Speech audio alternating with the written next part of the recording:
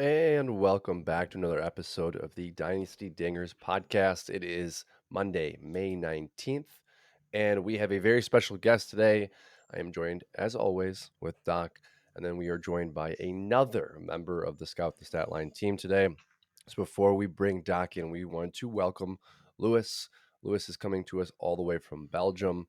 So, Lewis, obviously you work for Scout the Stat Line. Now, I've given the listeners the info that you are from Belgium, also a Padres fan. Tell me, first and foremost, what time you are coming to us at, and then give us a little bit of information on yourself and how you have gotten here to be with us today. All right, so it is currently 6 p.m. in Belgium, so I'm about dinner time. Um, I got into baseball really on accident. My friend told me about it. The video game MLB The Show. Started playing it. Started watching baseball. Got hooked on it. Um, I have a degree in sports analytics. Work with professional soccer teams over in Europe. Currently, still do some data analysis work with some professional clubs.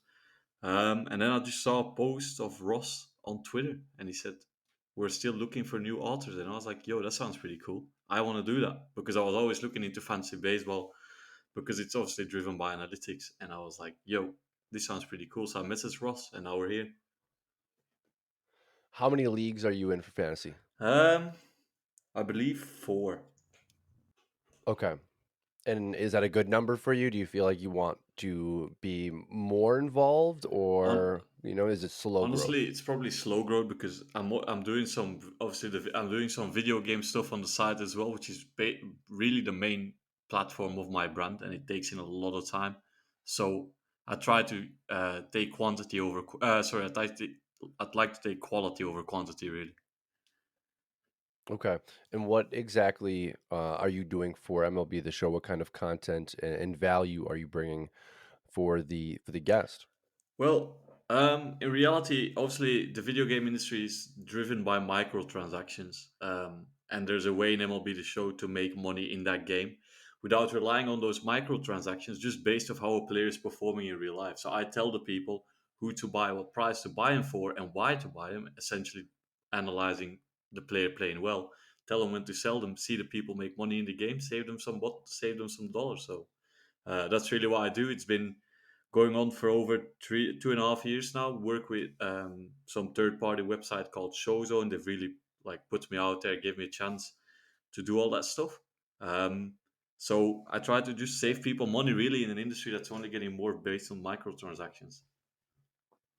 Yeah, it's definitely a sub economy, isn't it? And I saw a post this week regarding Mason Miller's jump in MLB The Show being one of the higher jumps that the community had seen. Is that something that you caught on to too? And was that something that you had been talking about? I saw obviously how unreal Mason Miller has been, but I never expected the jump he got because we've just barely ever seen it before. Um, Yeah. I didn't honestly. I didn't really expect it to be that overkill, really, because I still think it's overkill. Because like if you look at baseball in reality, a reliever is a very volatile player. So Mason Miller might be lights out now, and he might give up 4 homers in the next 3 weeks. Look at Edwin Diaz. I Yeah. believe. I don't believe, and I don't believe obviously that he's already up there. Although he's very exciting, but I don't believe he's already up there. Yeah, and it would be interesting to see too if he does in fact give up those 4 home runs. Does the show creators and the developers in tune respond Norm, accordingly with n- that high jump, yeah, right? normally not because last year Jazz Chisholm didn't have the best season, injured a lot, and then when he was playing, it was not great. But he was their cover star, so he stayed a high rated. He stayed a diamond for the whole year. So obviously, He did, yeah, huh? they have their bias. Of They have their course he bias. did. Yeah, they can't look bad, can they? Looks bad when your cover athlete's a silver. Yeah. I mean, I think that cover athlete looked bad from the Yeah. beginning. Vlad's a little better, I guess, as I stare up at my Vlad jersey. It's still disappointing me. Awesome, Lewis. Well, thank you. You're going to be obviously a really big part of the show today. Doc, I want to bring you in now, and you're a little fired up. You were just told that one of the best players in baseball is kind of boring. What's going on? Yeah, I don't know. Apparently, Gunnar Henderson is not an electric player. I was ripping on my a guy in my group chat who I just played in my home league last week. Settled for a 6-6 tie. It was a little rough, but I'm thankful because Ellie De La Cruz tanked this guy's batting average just enough to actually turn it into a tie. Montgomery kind of blew it for me. It's Jordan Montgomery as pitcher, so otherwise I could have maybe won. Anyway, so I was really happy that Ellie, did that. And this guy, he's always mouthing off, so I just got in his head. Right? I'm like, hey, Ellie's a real bust. Ellie just, total bust. This things I would not tweet out, but I'm gonna say to my rivals. I'm like, oh, I gotta sell that guy, man. It's rough. He just cost you the week. And he's like, oh, he's the most electric player in the game. Why would you want him to fail? I'm like, dude, most electric? You mean Gunnar Henderson, who's on my team?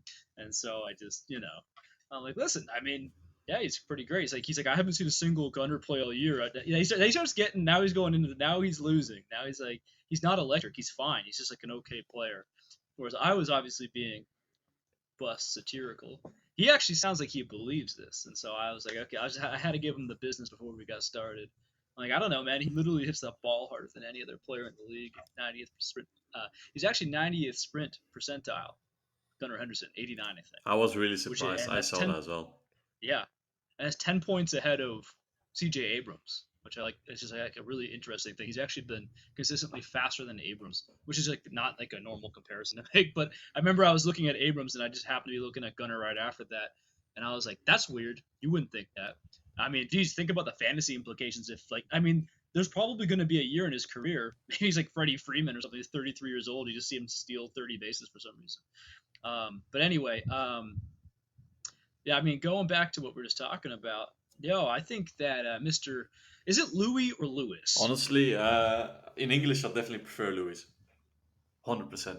Lewis, Yeah, yeah, yeah. okay, It okay. rings better. I thought I You was Lewis know, it being all. is. Louis and Elsis just I has thought a I ring was. to it. Yeah, otherwise Louis analysis. Louis analysis. I don't know, man. That sounds good. Louis analysis. Maybe I'm going Italian with it. Louis analysis. Go in Italian I now. don't know what's good. Welcome to the show, baby. This is, we just had the substance part of the show. Now we're getting the real, like, the dumb, loud guy. So I'm glad to have you here, man. No, it's great to Belgium. be Where here. exactly in Belgium?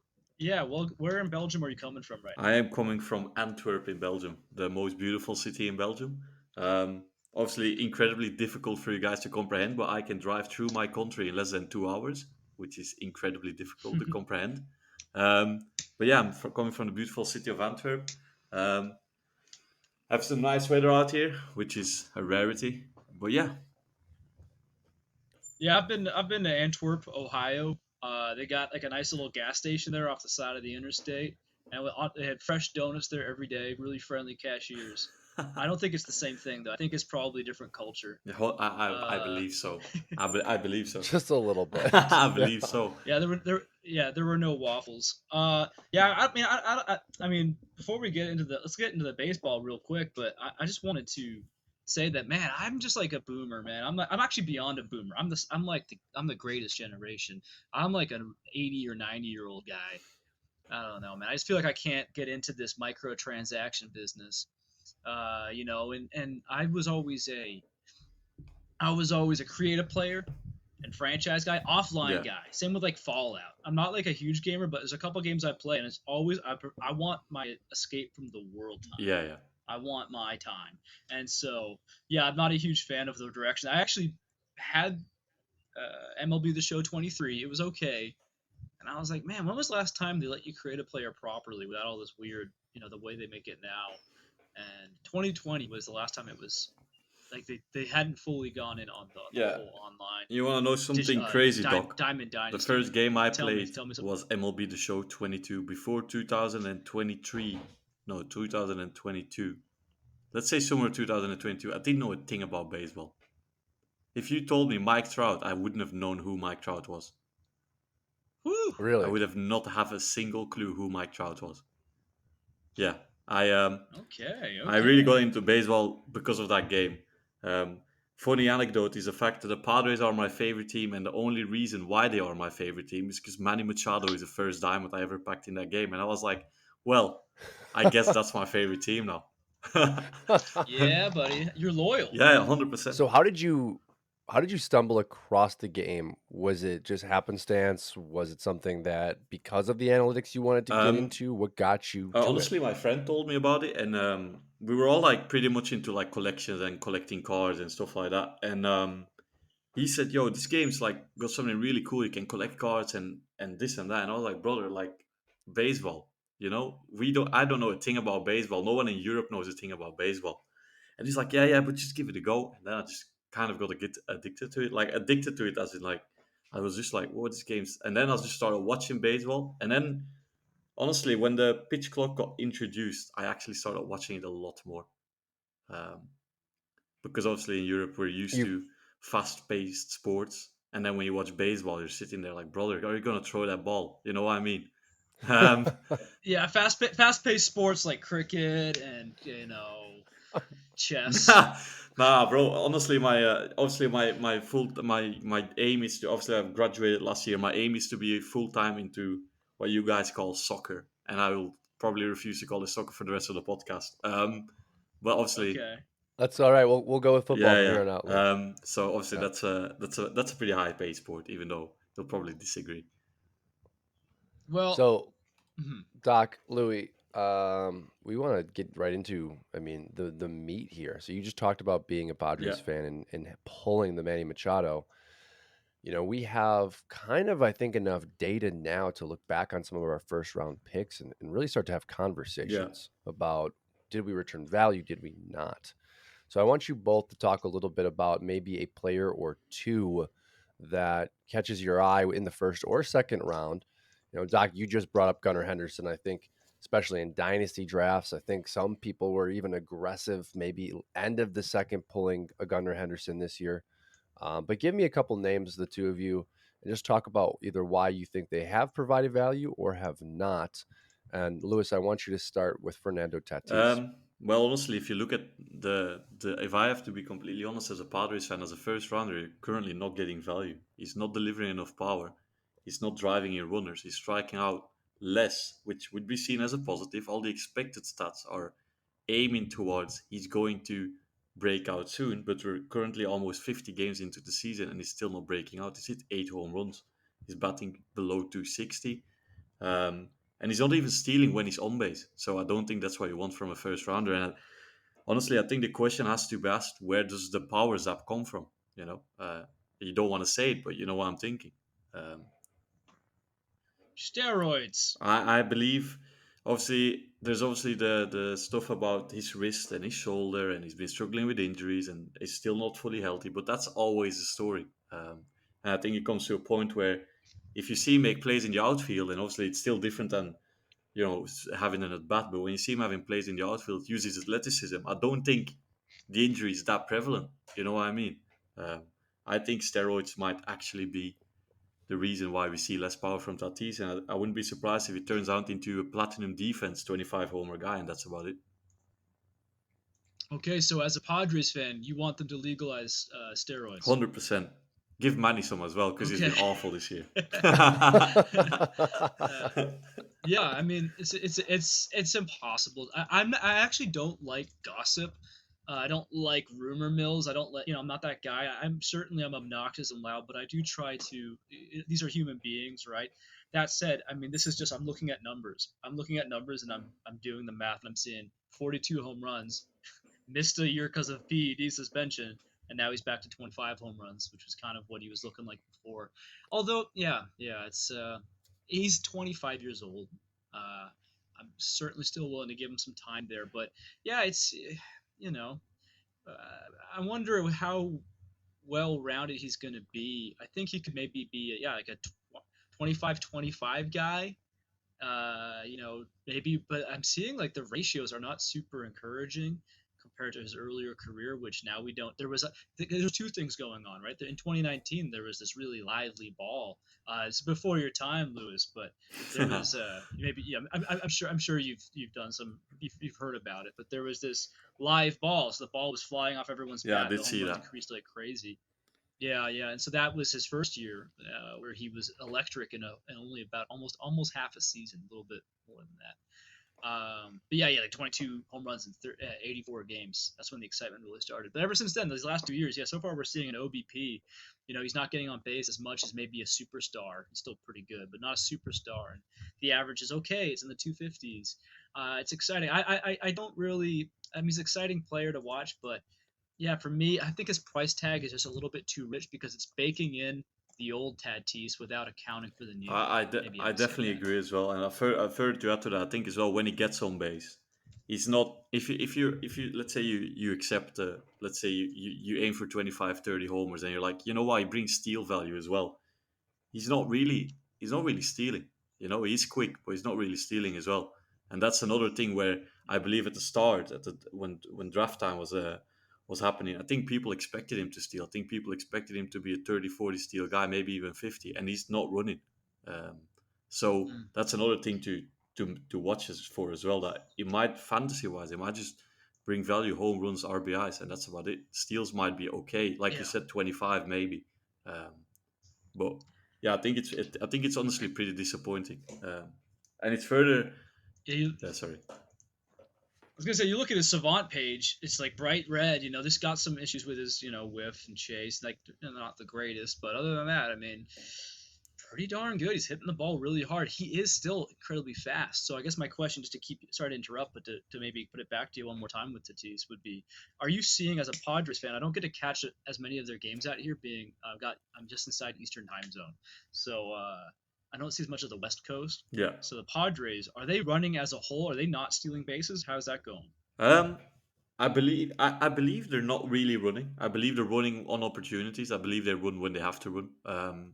I believe I believe it's definitely player to player as well. I feel like Kim basically got the green light to just run whenever he wants. Tatis doesn't really have. I feel like Tatis doesn't really have the same, but obviously you have to keep in mind that Tatis batting second in the order. He's got big bats up behind him. He's got Cronenworth, he's got Machado behind him, he's got Bogarts. So maybe he doesn't want to run into an out. While Skim, Mm, bottom of the order, is just like, you know what, just run off.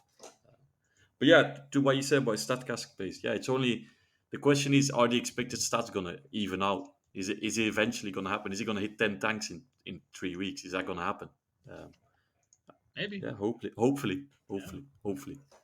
Well, I think the really interesting thing too that Lewis, you brought up, and Doc, I think you were about to get to here. You look back at 2020, that average exit velocity was 95.9. That was on 164 batted balls, max EV of 113.4. 2021 coming in at an average exit velo of 93.9. So again, I mean, we're talking about the elite of the elite. That's top 2% 21, top 1% 2020. Max exit in 2021 of 116.6. This year and last year below 92%. He's at 91.1% this year, but the max EV is at 116.7. So we're actually seeing his career best max EV, which is great, but the consistency of those EVs have dropped. The barrel percentage has dropped. His best season, he was at a 21.3% barrel, which is very, very good. He's been sitting around 11. So I think we have to see him start hitting the ball with more authority. I am intrigued to see if that drop in exit velo is because he is just making more contact in general. And then, bat speed, which is newly released, and we talked last week. He's doing well there as well. So I think that 91 has to get back closer to 93 if we want to see those projected stats really pop. Yeah, I think my question is, when are you happy with Tatis? Is he a 900 plus OPS guy before you're happy with it, or is 850 fine as well? Because I think 850 is in reach. I don't think 900 is. That's I where mean, how much you um, spend on him for draft day. That's basically what it comes down to. Yeah, 100%. I don't. I Yeah. think considering who else was available in first round, I would. for me, he was what 6, 7 off the Yeah. board, if not 5. I think probably the argument between him and Soto was really what a lot of people were deciding because of that steal value, right? If you go Soto, you go safe hit tool. You go consistency OBP, you go best OBP. But when you talk about, okay, well, Soto doesn't provide any steals, maybe you get that MVP Tatis because of those Hmm. stolen bases. And if you took Tatis over Soto, That looks really bad Yeah, right but now. I think the argument at the time probably made sense because obviously Soto was coming off two Hmm. pretty bad seasons. If you have to be honest about it, it wasn't great, especially like it was great as in power and production, but the average dwindled and it was only like where is he gonna go now? And then obviously went to Well, if you're playing in OBP leagues, he was yeah, fine. Yeah, obviously his average has been kind of weird, but yeah, it's very interesting. So a lot of I made this I put this poll out recently on my Twitter. How many of you play in at least one league where average batting average is used Mm. as a statistic? 75% said yes, yes I do. And that's so funny because you look at the industry, I just you can hear on people talking on their podcasts, they barely mention batting average sometimes, or they kind of dismiss it because in the industry guys, the ultra geeks like us, we move people have moved on to OBP or OPS, and frankly, I think there's a place for both. My home league, I always preach it. I have a category for average and I have a category for OBP. Great. And then the home runs, that should hopefully make up for whatever slugging we're missing. It's like a mix of the classic and the new. But frankly, yeah, I mean, yeah, it's interesting. I feel like it's important to clarify. Yes, in average leagues, Soto is not the same guy as he is in OBP leagues. It's actually not. I would say that's not discussed enough. That Juan Soto is like almost a completely different beast, depending on format. Yeah, and obviously we're starting to see the rebound with the average, the power this season with New York. Lewis, I wanted to just ask real quick because I haven't gotten the perspective of a lot of Padre fans. Was there anything that you noticed with his time in San Diego? Maybe that he was pressing, or maybe that he didn't feel like he was the superstar, or any identifying characteristics that you could see by watching the games that may have led to his production on the field? The only thing I can think of is the stadium, the yeah. dimensions. That's the fair. Obviously, Petco Park's not. Apparently, it's ranked now as a hitter-friendly park, which is pretty crazy to me. Mm. But obviously, the stadium. I think the stadium might be there for it as well. Um, but I feel like at the end of the day, I just don't think it was a good fit. I think there was too many egos in the clubhouse already, and I just his ego didn't fit anymore. You have Machado, you have Tatis, obviously both, especially Machado, known as a big ego guy.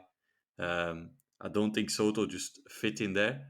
And personally, as a Padre fan, um, obviously it's painful to see him do so well now. But I'm not gonna say I'm sad we let him go because at the end of the day, I believe he's gonna be rather than later. Soto's gonna be he's gonna be DH. And it's not gonna be anything else because he's one of the worst fielders you have ever seen. He cannot catch a baseball. So I think that's only a matter of time. And then that's a lot of money to spend on a DH. All right, next player on the list is another bit of a disappointment. I know it is early to say that, but Doc, you and I have talked a little bit about him this year. I traded him already, which I feel a little better about every week, and that's Corbin Carroll. Tell me a little bit about A, what you project within Corbin Carroll's profile moving forward, and then B, where you currently feel about what he's done so far. Well, man, I mean, compared to Corbin Carroll, Tatis is having an MVP best case scenario sort of season. Carroll, I believed. I thought this was the next big thing, and frankly, I think it's his shoulder. We're getting to a point now where I'm like, dude, he's below the Mendoza line. It's getting worse. His rolling, xOBA is getting worse. Everything's getting worse. He's not even stealing bases anymore. His eye still seems to be okay. His bat speed actually seems to be good. I don't know if you take a look. His only good thing other than his approach with the bat is his bat speed. So, which is kind of confusing because you would think that would suffer with the shoulder being bad. Which, I mean, if his shoulder's not bad, is that not more concerning? Like, if everything's physically good, what's going on here? If anyone's familiar with our podcast and loyal listeners out there, you may remember in my home league where I have a stacked team, and I really wanted Jackson Holiday so bad. I saw that dip, and he never trades, so I just tried to shock him, and so I gave him Corbin Carroll for Jackson Holiday, and it's interesting. It doesn't really have as much punch to it as it did like a month ago, right, or whenever it was. When I did this was whoa, okay, yeah, Corbin's having a bad week or so, but come on, man, he was just top 10. Jackson Holiday's busted. Well, Now it's like, okay, well, who's Corbin Carroll? Will the real Corbin Carroll please stand up? I don't think he's this guy, but now we have to ask ourselves: was he last year? Was that, at the very least, was that the most power we'll ever see from him? And what if his ratios dip a little? Or what if he's a 270, 340 guy with 15 home runs and 30 or 40 stolen bases? Now 40 is a different number than 30, but that's a valuable fantasy baseball guy. It's not top 10 anymore with everything I just described, especially with if the Diamondbacks don't have a strong offense around him, which remains to be seen.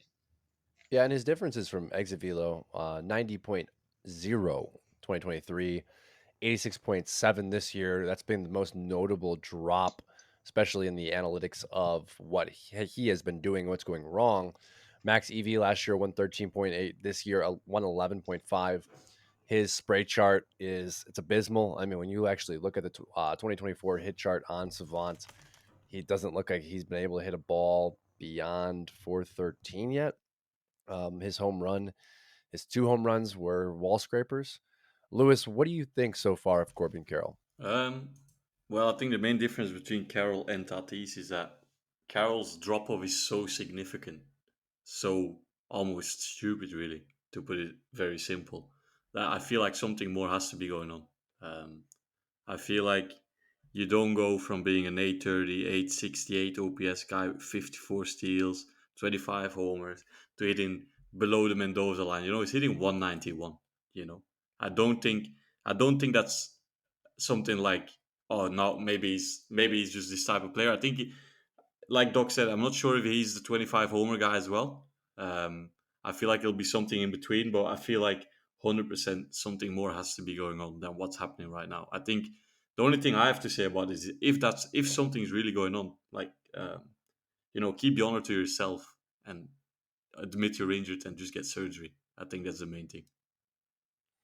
Yeah, and that labrum injury that he occurred is similar to the Vinny Pasquantino labrum injury. It's a labrum tear. So you're talking. I have one. It's not nearly as bad as these professional athletes, but most people that have played baseball, doctors will tell you, surgeons will tell you, likely have a tear in that labrum. It's just a matter of degree.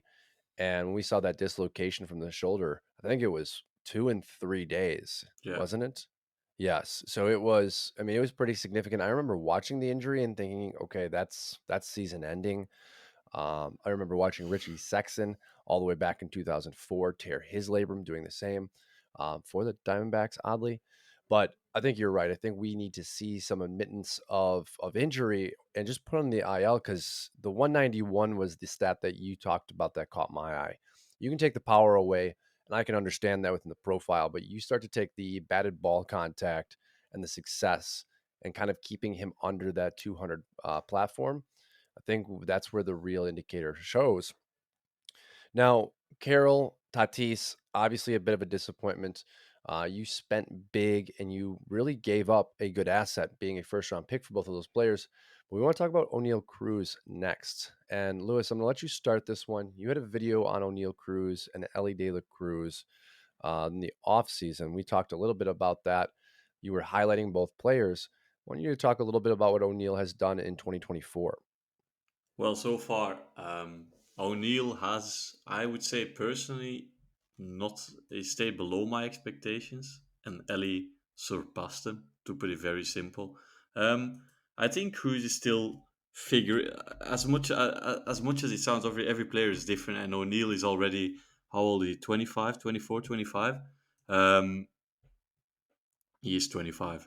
Obviously, what he's doing this year, he's hitting the ball extremely hard. Like when you look at average exit velo, bat speed, barrel percentage, and hard hit percentage, it is genuinely the dumbest thing you'll see on Statcast. It's all above the 95th percentile. Um, but then obviously the main issue is right below it, right? I call it, I believe in the video, I called it the horrible trifecta of chase rate, whiff rate, and strikeout percentage. And that's exactly the problem with Cruz. Um, Something to note is that I'd never expected him to be a big batting average guy, but what's standing out for me personally is the fact that he's not really running as much as he could. Um, and he's had 331 at bats in 2022, and He had 17 home runs. He currently has 172 in 2024, and he has 7 home runs. Right. So the production there in home run and power is questionable to say the least. And honestly, I'm not sure if the Pirates or the franchise are going to help him figure out his hitting approach if you look at Key Brian Hayes. Yeah, I think that's a great point. Doc, what do you think so far of O'Neill Cruz? I mean, he's a physical freak. 6'7" gazelle kind of dude. And when he hits his home runs, we were talking about this the other week. It just seems like it's so easy. Like he's barely even trying to, in a good way. But yeah, it's just so hard to figure out what's going on with him. I think, yeah, he's 25, which, if you're coming from the NFL or maybe some other sports, it's a little older. But in Major League Baseball, especially having lost last year as a 24-year-old, where it looked like he was coming on strong too, it's unfortunate, and he's had to basically rebuild trust in his ankle, which is quite possibly why we're not seeing so many stolen bases this year so far. Um, but at the end of the day, he started off the spring, tons of homers. And he I think he hit one to start the year. And then after that, he went back to ice cold. And honestly, it was looking really rough until I think he had a 1 or 2 week stretch just now where he was hot again. And now he's had a stretch of a few games, I think 4 or 5 games now, just racking up the strikeouts again. I actually traded him in a league right like the day of his slump. It was accepted that this new slump that's just begun, which is great because it's tough. It's so easy to say sell high, but when it's O'Neill Cruz, this guy who's 50 bomb power if you can figure it out. Like really, really, with that bat speed and those velos, is like that's 50 bomb power. If he figures it out, and I'm like, is he figuring it out? Well, I really The thing wanted the is, deal, obviously, so yeah, they took away, like you said, he lost basically a year of development in the MLB, which is something mhm, you cannot overstay how important that is. Um, mhm. Something Ellie actually did have, and I think that might be the difference we're seeing this year. Ellie basically, I think I mentioned, if I'm not wrong, someone correct me if I'm wrong, but I think Ellie was batting like 197 post All Star break, and he wasn't hitting for power. He wasn't. So he was striking out a ton.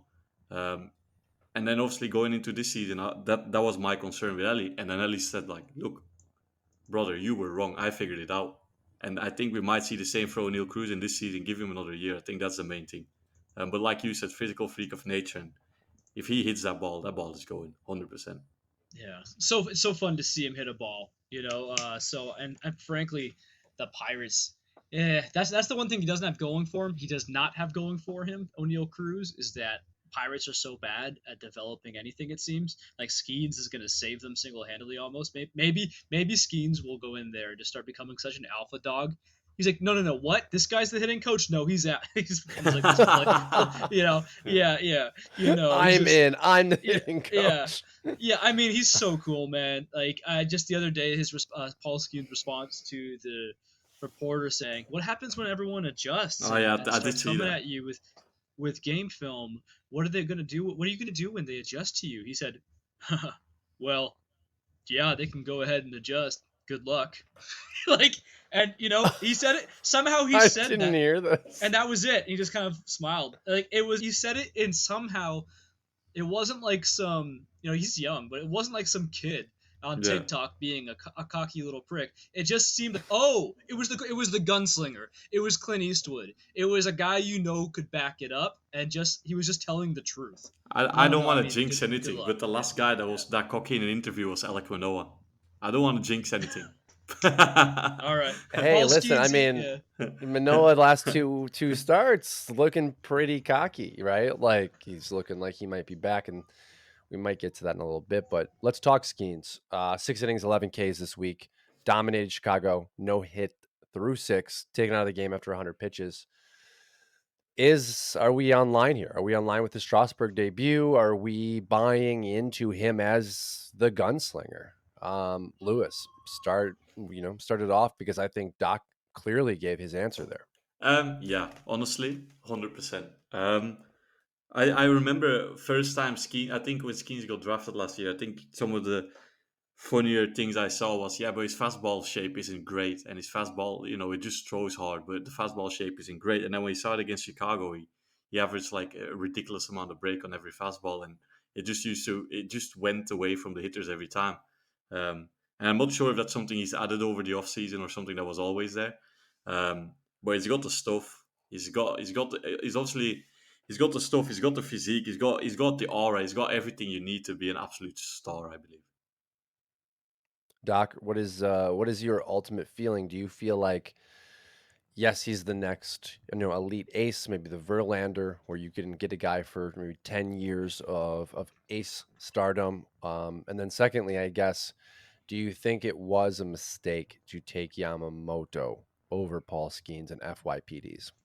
Great question. I mean, it's so amazing how fast values can slip. Obviously, Corbin Carroll not going top five in redrafts or dynasty startups today. No way. And then in this instance, Skeens, he seemed cool. It is so funny. Lewis made a great point about the commentary.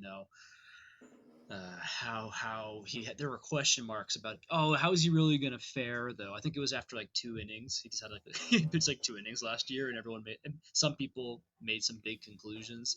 Yeah, I think today I go Skeens over Yamamoto, which is crazy because that was even to me. I was like unthinkable just because of the sure thing you have with Yamamoto. Well, now we see what Skeens can do at the major league level, even in the short sample size. It's too obvious, right? It's so obvious that, oh, he's here to stay. And hopefully those tree trunk legs and his like his body, his discipline. He's been in the military. Hopefully that can help him stay healthy, because that's the real question here. I don't know if any of you saw the charts out there. I think it's something like the top 5 or 10 hardest Yeah, throwing I did see that. starting 9 of the pitchers 10. in Yeah. Yeah. 9 of 10 starting pitchers who have throw fast, throw the hardest. I'm saying this in the dumbest way. Hey guys, people who throw the ball hard are getting injured. Yeah, that's the summary. Yeah. Jeez Louise. So yeah, is that if anyone can handle it, maybe it's him. I mean, Garrett Cole, he was good with it, for quite a while. So maybe it'll happen one day, but I think it'll buy maybe 10 years, hopefully at least. And yeah, I got him in like one dynasty league, or it's like not like my favorite dynasty league. It's just like one I'm in because I'm a fantasy geek, so I'm in too many. And then I got him in redraft. I got him in a redraft, and man, my team was already doing great, so we're looking good. But man, yeah, it's wish I had him more places because I think this, frankly, gentlemen, and Lewis, I'll pass this off to you, or I mean, whoever wants to take this one. Is Paul Skeens about to be the number one dynasty arm? It feels like that. I would Lewis, I say yes, right? um I would say top three. I wouldn't put him first just yet. I would go, if I'm looking at certainty, obviously dynasty as well, but if I'm looking at age, a little bit more certainty, I'd lean Skubal more than Skeens. Um, just because of the certainty. Um, I saw a quote actually about fantasy. Someone said, "Veterans win you championships, not upside." And obviously, Scubal's not a veteran, but I kind of lean towards that point as well. But yeah, definitely top Corbin three guy. Burns. Yeah, Corbin Burns would probably be a contender for me too. Yeah. Yeah. It's too, That's a good question though, Doc, because it brings in the recency, right? And I think you watch what Skins did on Friday, and my immediate thought is absolutely number one dynasty asset when it comes to pitching. But Lewis, you might be right. Scoot Ball has that track record of having a prospect pedigree. He is post injury, and he pitches in a really good ballpark in a really good pitcher friendly division. So it may not just be as easy as absolutely the physical tools and skills are there for Skeens. But I actually want to talk. We have 5 names left before we say goodbye today. I want to talk about one of Scootball's teammates, and that's actually Reese Olson. Doc, you've been very excited about what Reese Olson has been doing lately. 47 in 1/3 innings, 41 strikeouts, but a whip of .99. What are your thoughts on Olson so far this year? Yeah, it's weird. So I didn't really have that much of a following on Twitter last year. I have an okay one now. I love my fans, and well, fans, followers, whatever. I'm just some guy. But I had basically no one interacting with me last year. And I was high on Reese Olson, and I had to apologize the other day because he's been crushing it, and I have not been hyping him really in 2024. There's just so many players. There's just so much going on, and it's crazy. He's not really being recognized yet. I was able to grab him kind of late. He's been crushing it essentially every start this year. He crushed, including he pitched against the Rangers. I want to say I don't know if it was the Dodgers. He's pitched against a couple of great teams, some not so great teams. His only bad game was funny enough against the Pirates. But he has one bad game all year, and I was able to pick him up within the last week or two in a couple of competitive leagues. I don't know. Maybe it's his face. He looks like he's kind of like this, high school bully or something. Like he looks like he's still that guy. Like he looks like he's literally in high school. But his strikeout numbers don't necessarily jump off the charts. But if you take away this first game or two, he started putting them together to more of a respectable. I think it's about 9 strikeouts per 9 innings if you just take away those couple of games there at the beginning, and he's not like this. He's not throwing 100, but he does have a starter's pitch mix. He mixes in a four seamer, a slider, a changeup, a sinker, all fairly evenly, and then even throws in a curveball on top of that. So that's a 5 pitch mix. And this year he's been commanding it very well. He's not really walking anyone at all. And yeah, it just looks like him and Skubal are going to be this dynamic duo up in Detroit. And as you said, it's a pitcher's park, so he'll get a couple breaks at the warning track maybe he wouldn't get elsewhere. He's a ground ball specialist, 89th percentile. I don't think this is a flash in the pan. In fact, so as a pitcher, if you're 24 years old as a pitcher, sometimes pitchers take longer. I feel like they're like 26, 27, 28 years old. He almost reminds me of this, like of a Kyle Bradish kind of type, where he's got a nice starter's pitch mix. Maybe not like he doesn't have the slider's really nice for Bradish. It's pretty good for Olson as well. But they don't blow you away as like the most electric guy in baseball. But like I think Olson could be a top fantasy arm, and that's a big tangent. Yeah, when you think about the returns, you would have expected the number one overall pick, pedigree Casey Maez to be giving Detroit this kind of production, but it's the 13th round pick, former throw-in prospect from the Milwaukee Brewers, Reese Olson, doing it. Lewis, do you have any opinions on Reese Olson, and is this a player that you might be targeting in your leagues? Yeah, well, I was just gonna say something, right? Whilst Doc was doing his fantastic explanation of our brother Reese Olson, I was just looking at Statcast, and if he can pull it up, that would be amazing. But if he cannot, I'm comparing Statcast pages, and his and Zach Gallen are insanely similar. But I'm speaking insanely similar. Similar pitch mix. Both get hit pretty hard, average velos. Expected ERA pretty similar. Expected batting average pretty similar. Currently leaning towards Reese Olson, but overall, feel like they could be very similar type of pitchers, right? If you look at their Statcast pages, just limit walks, although his Gallen's not been great at that this year, actually. But overall, when we look at Zach Gallen in his best form, and we look at Reese Olson in his best form, like he is right now, pitch mix wise, I feel like profile wise, I think they'll be pretty similar. Um, like Doc said, basically Doc broke him down perfectly. It's not much. It's not much more to add. But if I'd have to give you a comparison, I'd probably lean towards Zach Gallen. Yeah, I like that's that a that's lot. that's fun for me, man. That's a fun one. And yeah, Gallen, that was his knock early on, right? Not really the most exciting guy. Well, I think for me at least, Gallen's stock went way up this year because after all those pitcher injuries, I'm like, I want the most boring guy, but who's really good. Like I want a guy like that, please. Like give me another Zach Gallen. And I was just, real quick. I don't know if Matt wanted to say something there, but I wasn't going to let him because I wanted to say something about Reese Olson's pitch mix. If you look, take some time on your own time. If you scroll all the way down to the how his pitches are moving, uh, you know, versus the league average. Last year, his pretty much all of his pitches, his slider, his changeup, his curveball, they were actually better than this year, which makes me wonder, can he tap into more? Or was he maybe maxing out the stuff at the cost of command and now he's drawing? They're not bad now, but I don't know, man. It's kind of an exciting profile in its own little way. I want you guys to look at the location of his four seamer and his sinker, and then just take a quick glance at the slider, the changeup, and the curveball. Looks like he's doing a phenomenal job protecting himself with his off-speed pitches, keeping them down, and really dominating the hitter, forcing those ground balls. And I think when you look at the four seam and the sinker, he's still obviously throwing those more or less in the middle of the plate. That's going to be kind of skewed with the simple fact that get me over pitches are going to go into those numbers as well. But I think we could see even a bigger jump and development if you can start to see him even locate that fastball at a more pinpoint accuracy level. Is that something you guys are seeing?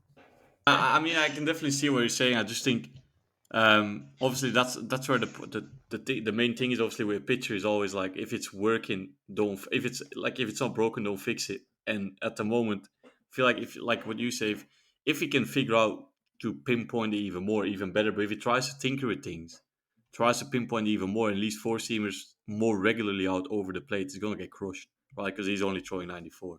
The movement is there. Um, but I feel like he might also be in a current state of, you know what, it's working. I'm going to Yep. leave it as it is. And also, whilst I'm speaking, I just want to add to this that Marcell Ozuna just hit another home run. Like second today or just No, on it's the season? another one on the season, so I don't know how much that is, but He's yeah. just destroying it. It's ridiculous at this point. I mean, this isn't on the rundown today, but I think we have to start asking, can he be in the MVP conversation? Is this possible? If he keeps this up, I don't see why not. In Anything is possible. Matt Olson a home run. There we go. And okay, I haven't followed the Braves too closely, so if either of you know this, I'm intrigued. Is he their primary DH, or are they rotating him in the outfield as well? I'm pretty sure that I'm pretty sure he rotates. He is Are you rotating. talking about Okay, Ozuna or about Olson? Ozuna. Um, I'll tell you in Yeah, just I one think moment. But first, yeah, so he's got. It looks like he's exclusively DH that was this exclusive year. Okay, DH. and Yeah. that's why that's why I was asking. Do we think a DH can win MVP here? I mean, obviously Mm. Otani has, but Otani is a completely different case. But we're looking at Ozuna now, 14 home runs, 325 average.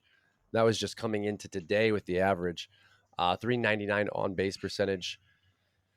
I mean, these are kind of ridiculous numbers. And correct me if I'm wrong, but Ozuna for me has always been looked at as a second half hitter. He's always been an August, September guy that can really rake and really provide value for you as you get closer to fantasy playoffs. So I think for him to come out of the gate hitting so strongly is impressive. And I think it is reasonable to think that we could see a 40 to 50 home run season from Ozuna.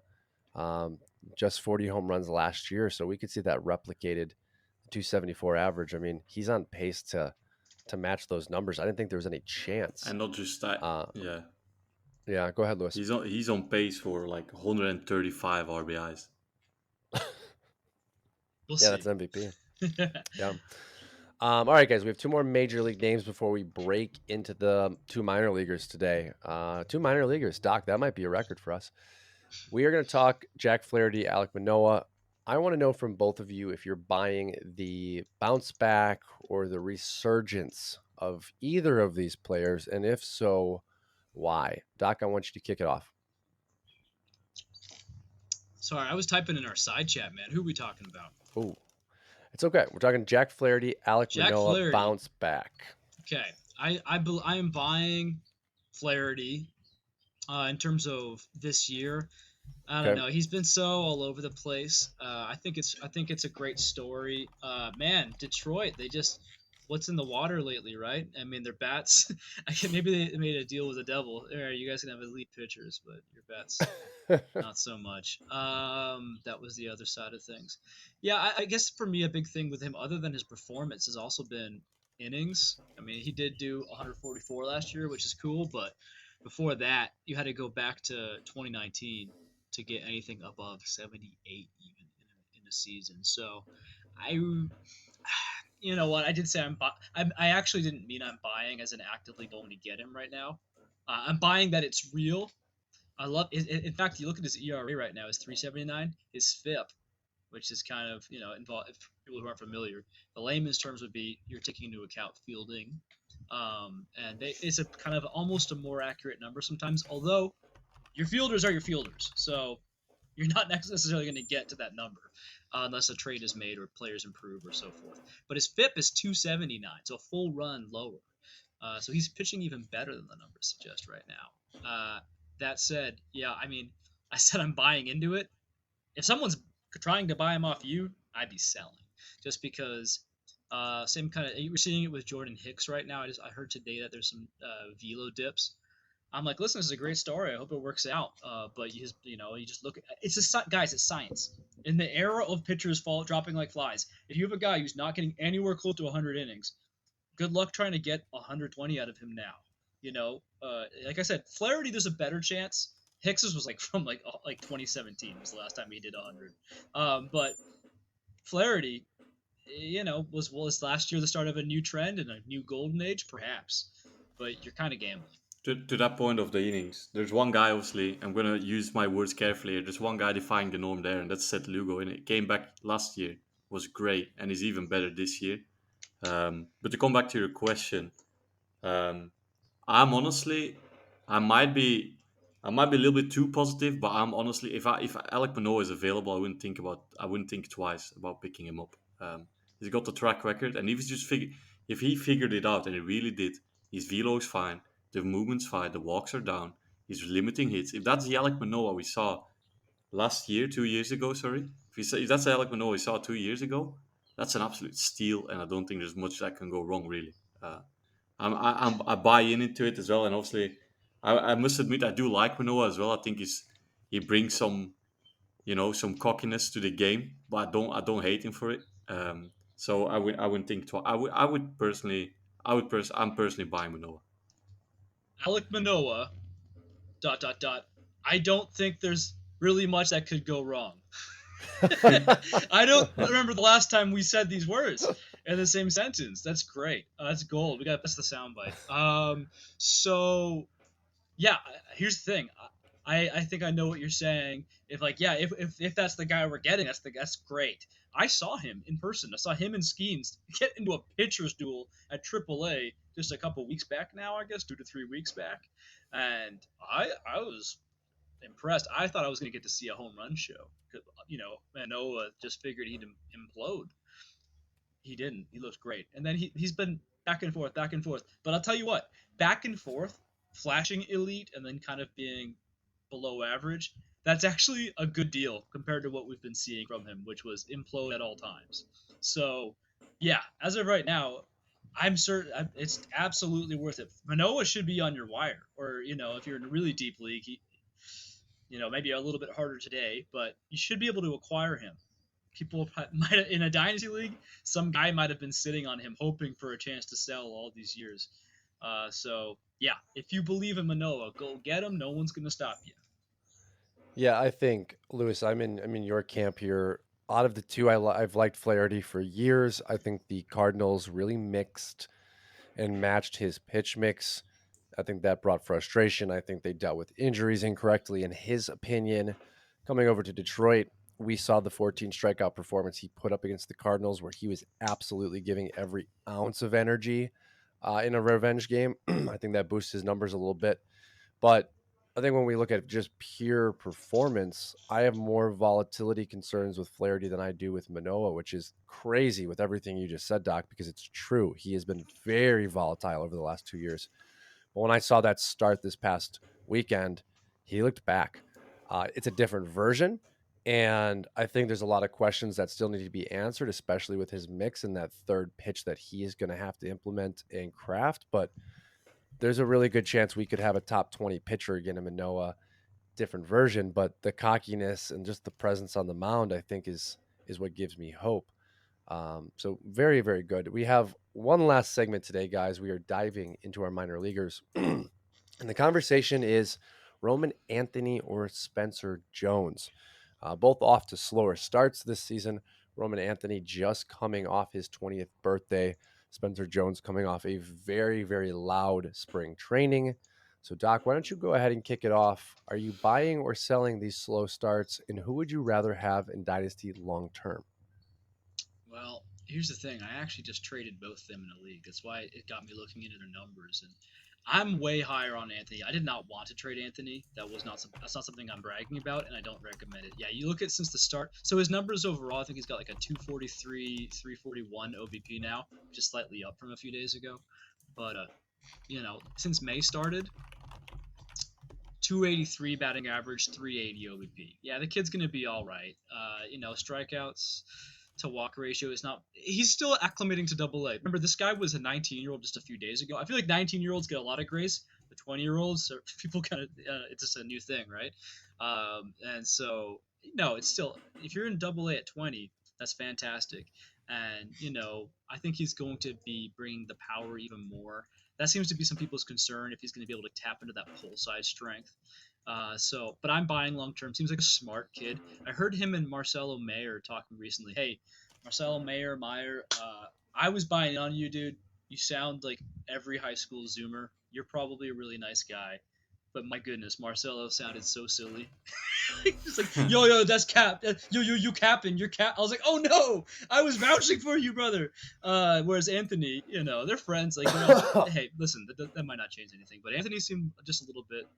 I kind of liked his the way he talked a bit better. And then yeah, coming to Spencer Jones, uh, dude, I was so hoping this guy would work out, and he still can. It's not over for Spencer Jones, but I was looking to this year as a huge make it. I think we did we feature him on our first podcast. I thought it was like one of those. I think make We it or probably break did it. because we were just trying to find spring content, and I mean Yeah, he was launching. launching, and that's what we want to see. Like this guy's like like almost a white. He's like his last name should be Cruz. Maybe we spell it like Yeah, Tom yeah, Cruise. yeah, yeah. Like his Tom six. Cruise. Yeah. So 6'6", 235. In fact, he's actually more jacked up than these guys too, and he's lightning fast. Lefty in short porch Yankee Stadium. The upside is through the roof, but my goodness, he's at Double A for the second time now. He's only there for 17 games last year, but 221 batting average, 294 OBP, 12 walks, 42 strikeouts. It's not over, and he's not really hitting home runs that. He's got a couple. He's stealing a lot of bases, so that's still there. But this is a prod. This might be a Joe Adell type. I think I mentioned that last podcast. This might be a guy where they've tried to force him up. It's not quite working. It might be a 25, 26-year-old breakout. That's just how I feel at this point. I feel like that's where we're trending.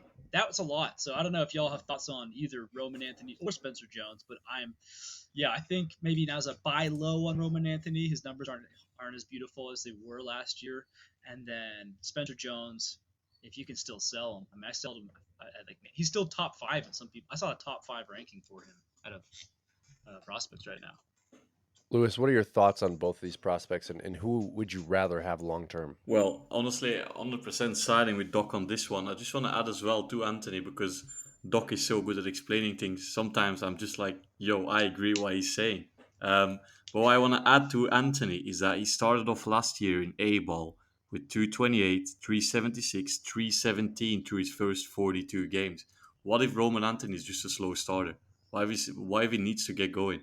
And that's exactly because, like what Doc said, right? He started off with, he's doing better in May, and he's really similar time period, really 42 games. There are 35 games in now, so I feel like that might be a pretty similar story. I feel like he might just be a slow starter. Definitely rather have Anthony as well, and with Spencer Jones. Obviously, because there's this narrative that I love O'Neal Cruz. I feel a little disgrace comparing to O'Neal Cruz. I think Joe Adele is a better comparison. But no, I think Spencer Jones, I think he might be, I don't know, the power is there, the speed is there. Um, but obviously the strikeouts are there as well. If I'm thinking just size wise alone as a Yankee, I'm not thinking Judge got that extra. Judge is that bat. Judge has a bat as well. He's got that consistency in his bat the last couple of years. I'm leaning someone like Stanton. Hits the ball extremely hard, but strikes out a ton. And I feel like that might be where his ceiling is. The upside is insane, but honestly, give me Anthony every day. Yeah, and I think the interesting piece here will be, is Anthony, as you kind of alluded to, the slower starter? Is he the guy that is promoted, goes to age above level, and struggles, but then once he clicks, he clicks? I think that could very well be in the cards. And Jones, when we talk about his athletic prowess, I think that's why he kind of gets puts in the Ellie O'Neill bag, because his sprint speeds are off Mm-hmm. the chart. His power, his exit velos are off the charts. Like, we're talking about a player that could be a 40-40, 50-50 player. The problem is 33% strikeout rate does put him more in the Giancarlo Stanton bag. I think the last thing I wanted to add, and I just wanted both of your opinions on really quick before we say goodbye today, is just the Yankees' unwillingness to move Spencer Jones. That has been something that has, for me, kept the prospect pedigree intact. The Yankees seem to protect him at all costs, and all I can think of is they see something, and a reminder that Aaron Judge was 25 when he made his debut. Maybe they know this will be a little bit longer development, but they think they can pull similar traits. Doc, start us off with that. 100% I could see that. Like this is not a this is a guy, the 5'11", 180 kind of, no, at mediocre bat speed, and just like the guy who doesn't isn't tooled up, he's not going to get as many chances. He might have to go to Korea or Japan first, kind of blow. I don't know, right? But Spencer Jones, this is the kind of guy where he's going to get all the chances in the world because of his physical tools being so elite. So you can't teach that size, that speed, that strength. He seems like a smart guy too. That was one of the big reasons I bought on him, because okay, this is not just like some guy you could line up and say go run fast. Like no, it's he's a thinkers kind of player. I believe he just seemed like he was. There was some kind of piece I read on him. It's been too long for me to make any false quote here, but point is, if you can get Spencer Jones at a discount, okay, I think we are about to experience a value dip. I think a lot of folks were thinking this is going to be, let's see how he does with a full season at Double A. Hopefully, we see him up. Maybe even a September cup of coffee would be cool. For me, from what I'm seeing so far, that's not happening. And I would advise, if that does come to fruition over this offseason, funny enough, buy back in Yeah, at a way cheaper cost lower when cost. he's, and then get that post hype discount, a la Joe Adell. I was able to get Joe Adell pretty much everywhere because so many people have been scarred. I don't think the Yankees are going to do as bad of a job either. Like the Angels are so insane with their aggressive promotions and things like that, and their lack of development. So. Maybe it's not going to be as long, but maybe he just turned 23. Yeah, maybe it's 24 or 25. Wait a minute. Wait a Yeah. minute. This is weird. This is weird. Okay. I'm sorry to cut you off, Doc. I knew Roman Anthony just turned 20. He turned 20 on May 13th. I did not realize that Spencer Jones just turned 23 on May 14th. Weird. Very weird. That is weird. That's weird. And we're talking about them together. So Spencer Jones is 23 years old in 6 days. But I think you're right. Like, age is still in his favor, right? You just talked about 25 and O'Neill Cruz not being old for baseball. Like, I mean, Spencer Jones has got 2 more years. What do you think, Lewis, in regards to the conversation we're holding? Do you think the Yankees are kind of inflating his value to hopefully really capitalize on him as a trade piece, or do you think they genuinely believe they have a superstar here? Um, I think it's a little bit. It might be a combination of both because it's a win-win situation for them. If they develop him slowly and he breaks out, they might have a potential superstar. And for now, they can just keep him up as a trade piece. So it's a win-win situation for them. Obviously, with my limited background, I'm basically a newbie to baseball. But from what I've seen, the Yankees have been pretty slow with promoting prospects, in my opinion. From what I've seen, and I feel like he might be the next one. He might be the next one that gets time, and he might just be the type of hitter that needs time as well. He might need to be honest. Like obviously, I don't know the all in depth things, but everyone develops differently. He's turning 20. What did you say? He turns 23. Turns 24. Just turned 23 a He couple just days ago. turned 23, right? If he gets growth spurt, let's say he got another, because there's people like this. People say Ellie's career got saved by growth spurt at like 20 years old, right? Why if he got his growth spurt at 20, he's still like feeling a little bit weird with his swing, a little bit weird with everything, right? What if that's the case? What if he needs time to develop? No, I think Yeah, I find it a difficult one. I feel like the upside is flashing, but I might be a little bit conservative in that way. But for me, it's like I feel like there's better options out there than Spencer Jones for the price that you might pay. Yeah, and I think when you're talking about growth spurt, that's something that Doc, you and I talked about a few weeks ago in regards to Jones coming out of high school as a pitcher predominantly, ultimately having Tommy John and having delayed development because of that track record. And I think that still goes into a lot of people's minds when you look at him as 23. You're like, okay, well, we have to push him back at least a year because of that lost development time. You have to really consider what that dual player mentality did for a while. And I think we're starting to see a little bit of that from the Giants dual player that just switched over to pitching and that is now in AAA. How quickly things can develop once you are committed. But last thing before we say goodbye, I just wanted to reference Aaron Judge's strikeout rates and just kind of appreciate the development of a player. Aaron Judge actually made his debut in 2016 as a 24-year-old. In 27 games, he had a 44.2% K rate, a 9.5% walk rate. And then obviously in 2017, we saw the explosion at 25 years old as a official rookie, winning rookie of the year with 52 home runs. He had a 30.7% K rate.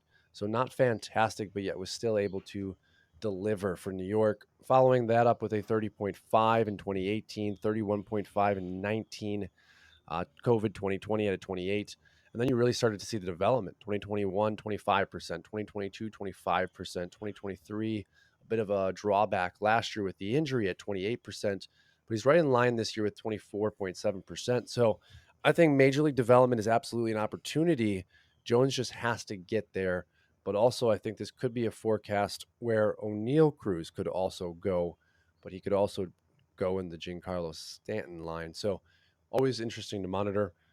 Gentlemen, I think that all I have for you today. Is there anything you guys would like to add before we say I goodbye? want to add one thing to as an anecdote as well, because obviously what we mentioned about Spencer Jones being young for baseball and 25-year-old, being a good prospect and being young for baseball. I will tell you from my experience, right? I've done do recruitment analysis and performance analysis for professional football teams. If there's a guy 25, he better be in his prime, because if you're 30 in football, you might as well retire, and that's no joke. So that was the most difficult thing for me to adapt to baseball. When I see a guy that's 25, I'm like, damn, that guy must be in his prime, and then uh, Spencer Jones might be in his prime when he's 33. When a footballer's Yep. 33, you might as well ship him off to China because you're not getting much value anymore. Or Doc, anything America. else for us Or today? America. you know? Or America? Yeah, oh, that's probably more likely these days with the money they're paying these kids, isn't it? Yeah, 100%. Well, it was great having you on, Lewis, and No, it was great everyone being here. I listening. really enjoyed it, actually. Yeah, yeah, I'm your Huckleberry. And everyone, you can find us on X or Twitter, and you can find Lewis at Lewis Analytics. He is also attached to a lot of the Scout the Stat Line posts. Lewis And analysis. Lewis Exactly, I was going to analysis. correct him. Lewis what did analysis. I say? Did I say analytics? Yeah. Yes, Yes, Lewis that's for whatever analysis. reason like embedded in my mind. So Lewis analysis. Yes, I think it's more important now that we've built it into my brain as well as the listener's brain. So Lewis analysis and Lewis, real quick, you're writing a lot of articles for Scout the Stat Line. Do you have anything that we can look forward to reading coming up soon? Yes, I am. Normally, I was going to bring my own today, but obviously with the podcast and being back home from work was a little bit tough. But Wednesday, we're taking a deeper dive at Diamondbacks prospect Davison de Los Santos, who was a pretty mid player, and then this year seems to be a completely different guy. So he's uh, he's one you can look out for. See some nice advice, nice breakdown, a little bit of background. You'll find it all on Scout Stat Line. Awesome. All right, everyone, we will see you next week.